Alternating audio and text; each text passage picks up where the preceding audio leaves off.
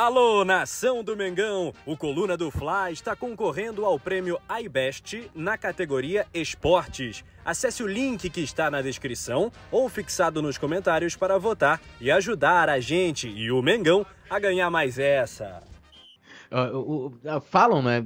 A gente pode ainda nessa questão de treinador falar um pouco de Vitor Pereira também. Assim, dizem que o Landim tem uma resistência. Ontem a gente tem um programa aqui chamado Opinião, e ontem eu tava falando essa questão justamente de que foi até uma informação do Vene Casagrande, mas é algo que já se falava muito ali nos corredores. O X9 passou pra ele? Provavelmente. Todo jornalista tem seu X9, né? Se fosse pra levar em consideração. Aí, e falando que o Landim, ele com o Landim dificilmente o JJ volta, porque a resistência provavelmente, né, é pela maneira com que o Jorge Jesus saiu do Flamengo. Eu também fiquei pé da vida, compreendo esse sentimento, mas eu acho que entra muito dentro do que você falou. Ele tá ali como um gestor, e aí eu até falei ontem, é nessa hora que a gente tem que separar a emoção da razão, e o dirigente que tá ali, por mais que ele seja amador, e aí eu não tô colocando de uma forma pejorativa, amador porque ele é um não remunerado. Voluntário, não remunerado. Ele não pode pensar com a minha cabeça, né? Tipo, o cara tá ali, o Rafinha, a mesma coisa, né? Muita gente, o cara traiu, não sei o quê. O dirigente tem que ter ali, como você falou, vai fazer uma análise, vai falar, é bom o cara retornar, vamos considerar, não vamos, ou não é legal ele voltar, por uma série de situações. Você tem conhecimento de alguma resistência, não só do Landim que eu falo, mas de alguém da direção com relação ao nome do JJ por conta da saída dele, como se deu lá em 2020? Não tenho, eu não discuto futebol com o Landim, com o Braz, com ninguém. Acho que é um assunto que eles têm que, hoje, estão confortáveis em comentar, mas eu não gosto de perguntar, porque são perguntas que às vezes a resposta não vem, né? Então eu prefiro deixar com que eles administrem e torcendo para que eles consigam administrar isso da melhor maneira. Mas nunca me falaram sobre resistência contra ninguém. O JJ ninguém. Ninguém. Quer água? Quiser água aí, quer um café? Eu peço pro Daronco. Daronco, o da nossa querida Daronco. Posso entrar aqui na questão teve os nomes que te questionaram lá no Twitter, que foi o nome do Sampaoli, né? E aí teve aquela situação em 2015, né? Que você pode até contar, e lá no Twitter você chamou ele de mentiroso. Você pode mentiroso, explicar claro. Por que você chamou ele de mentiroso, se numa eventual saída do Vitor Pereira, tá?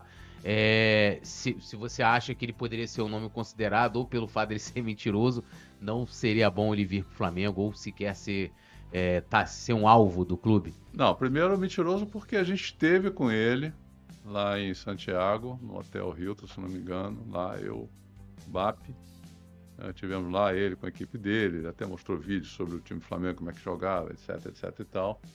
Teve uma minuta de contrato que o Tostes liderou. O dia que vocês começaram com o Tostes, ele vai confirmar, já com o empresário dele, inclusive com o Gelson Baresi e o outro empresário, e tinha lá tudo pronto, assinado, esperando ele se desligar da seleção do Chile, porque ele tinha que pagar uma multa alta.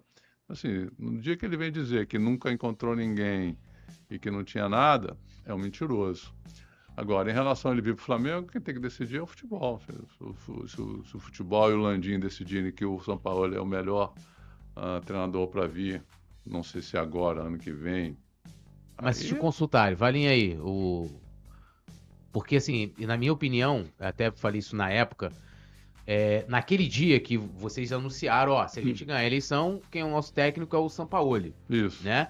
E vocês conseguiram pautar a discussão, o debate ali na Flá Twitter, nas redes sociais, inclusive da mídia também, porque começou a soltar isso. E eu lembro que nesse mesmo dia... Não, desculpe, só te interromper. O empresário dele autorizou falar. A gente não ia falar, porque ele estava contrato lá. E o Tosh falou, o empresário dele autorizou a falar. Pode falar que o São Paulo vai vir. Não foi uma coisa que vocês acertado. Aqui de falar. Não, de jeito nenhum. A gente só falou porque o cara autorizou. Senão a gente não podia falar porque era uma negociação confidencial, tá certo? Então, desculpe te interromper. Não, fica à vontade. E aí, naquele dia, eu lembro que tinha a gente tinha marcado uma coletiva, acho que era você, Valim... Não, eu, Landim. Não, você, Landim e o Gustavo lá no escritório do Landim, lá em Botafogo. Isso. E aí foi quando saiu que o Fred Gomes conseguiu um áudio lá, e ele desmentindo na rádio. E ali eu até falei com um amigo nosso em comum, aí eu falei, cara, olha, eu acho que depois dessa, porque assim, ficou um negócio, pô, o cara, ele, num áudio, né, ele ali falando ali, né, tipo, eu nem conheço esses caras, né, um negócio assim, e eu falei, cara, e nesse dia eu ia entrevistar o Bandeira, né, que tava ali brigando, assim, no bom sentido, tá, gente, brigando ali na eleição, né, naquele ano.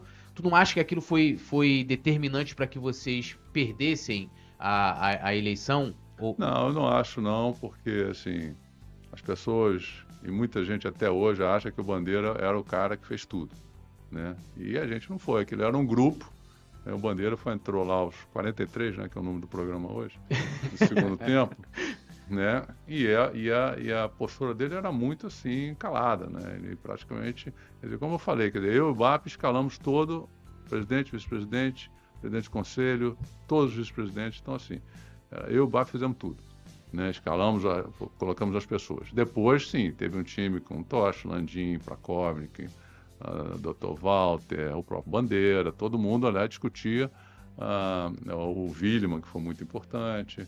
Todo mundo discutia tudo ali, as pessoas se ajudavam, etc. E tal. Vrobel, exatamente, esqueci.